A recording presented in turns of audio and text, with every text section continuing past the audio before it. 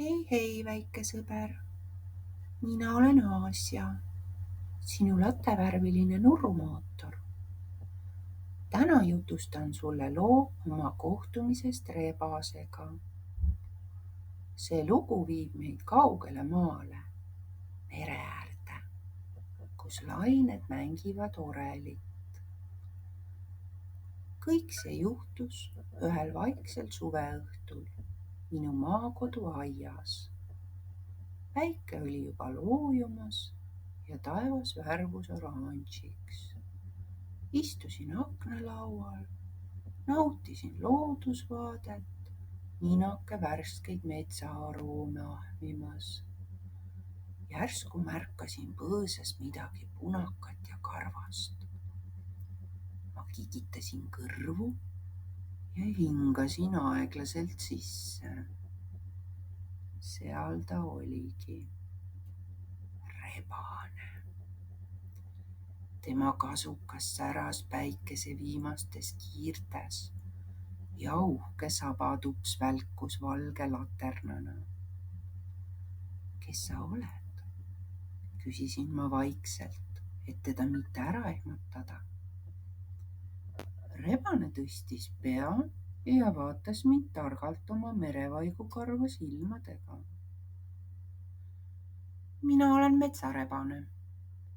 Elan siin lähedal metsas, aga vahel satun aeda hiilima, hiiri nuhkima või marju maitsma. Ma nurrusin vaimustunult. Sa oled nii ilus. Räägi, kuidas sa elad? Rebane noogutas ja seadis end meie terrassile istuma. Mina olen rebane, alustas punaka kasukaga külaline, saba uhkelt kohev ja kõrvad kikkis. Mind võib kohata peaaegu kõikjal metsas, aedlinnas, põldude serval, isegi mere ääres, kus on vaikseid koopaid või põõsaid, kuhu pesa teha. Olen üks neist loomadest, kes kohaneb hästi. Sellepärast võib mind leida nii põhjapoolsetes metsades kui ka soojemates paikades. Päeval poen urgu või metsatihnikusse puhkama. Öösel ja hämaras hiilin jahile. Mu terav kuulmine ja hea astmine aitavad mul tabada putukaid, hiiri, jäneseid, konni või isegi linde. Kui kõht on väga tühi, ei põlga ma ära ka marju või õunu. Seetõttu kutsutaksegi meid kõigesööjateks, aga eelkõige olen siiski jahimees.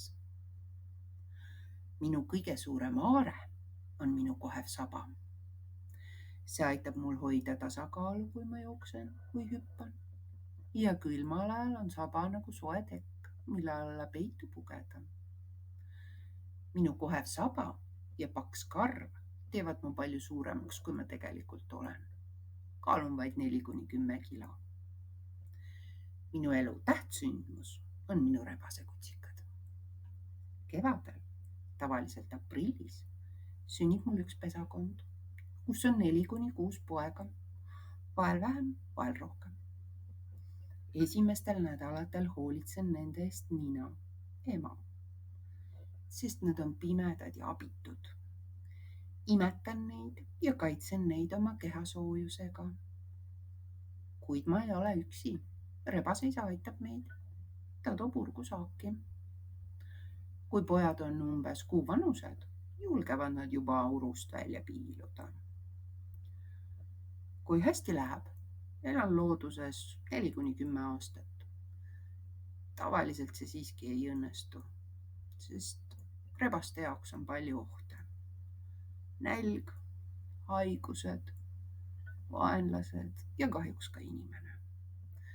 Inimesed on meid aastaid küttinud meie imelise karusnaha pärast. Seal, kus meid kaitstakse ja ohte pole, näiteks loomaaias, võime elada palju kauem. Mõni mu sugulane on seal elanud lausa 20 aastat. See rebase jaoks terve igaik. Nii on minu elu täis tarkust ja kavalust, öiseid hiilimisretki, väikeste poegade kasvatamist ja oskust inimese kõrval ellu jääda.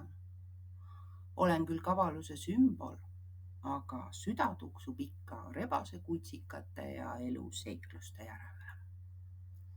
Ja tead, me oskame teha väga kummalist häält. Mõnikord kõlab see nagu naer. Inimesed, kes öösel kuulevad rebase naeru, võivad isegi ehmuda. Mina kuulasin suurte silmadega ja mõtlesin, kui palju huvitavat võib ühe looma kohta teada saada. Mul on sulle saladus, sosistas rebane korraga. Kaugel lõunas, Horvaatias, on üks imeline koht, kus asub mereorel. Seal löövad lained vastu kivitreppi ja tekitavad muusikat, nagu meri ise mängiks orelit. Olen sellest kuulnud rändlindudelt, kes talveks lõunasse lendavad. Mu süda hakkas põksuma. Ma kindlasti tahaksin seda kuulda, aga see pole ju ilmselt võimalik. Rebane naeratas kavalalt. Meil ei ole vaja pilvi ega tiibu. Tule minuga. Ma näitan sulle metsas ühte erilist kohta. Me hiilisime mööda rohtunud rada. Metsas oli hämar, aga rebane liikus kindlalt. Tema käpad ei teinud peaaegu üldse häält. Peagi jõudsime väikese künkani. Seal suurte puujuurte vahel avanes kivine lõhe. See nägi välja nagu vana koobas. See on unistusuks, seletas rebane. Kui sinna astud, viib ta sind sinna, kuhu süda iganes igatseb. Ma hingasin sügavalt sisse ja astusin julgelt koos rebasega pimedusse. Algul oli seal niiske ja kõhe, aga varsti nägime teisel pool valguslaiku. Astusime edasi ja oh imet, olimegi juba mere ääres. Oli sume suveöö. Meie ees laius sinakas roheline meri. Lained rullusid rahulikult kalda poole. Kivist treppide sisse olid peidetud torud. Ja kui lained sinna sisse murdsid, kostis õhust võimas heli, nagu orel, mis laulab otse ookeanist. Mina istusin kivile, kõrvad liikumas iga heli peale. Rebane seisis mu kõrval, uhke ja kohev saba lehvimas. See ongi mereorel, sosistas ta. Merelained mängivad sellel ja iga kord on lugu uus. See muusika oli imeline, kord sügav ja madal nagu kumin, kord kõrge ja hele nagu laul. Tundus, et meri ise jutustab oma lugusid.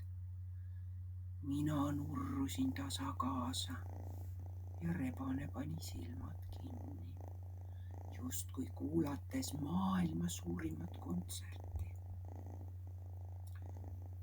Kui kuu tõusis ja tähed taevas särasid, teadis rebane, et on aeg koju naaseda. Unistusuks sulgub koos ööga, ütles ta. Me astusime tagasi koopasse ja hetkega olimegi jälle koduses metsaservas. Kas sulle meeldis? Küsis rebane, silmad uudishimust säramas. See oli imelisem kui ükski uni, vastasin nurrudes. Rebane muigas. Kui sa kunagi veel seiklusi tahad, tule ja hüüa mind. mina juhatan sind. nii jätsime hüvasti. Rebane kadus metsa. mina ronisin oma aknalauale ja jäin magama. aga mu peas kõlas ikka veel mereoreli muusika. ja sina, väike sõber, kui nüüd silmad kinni paned, kujuta ette merelainetust ja oreli häält.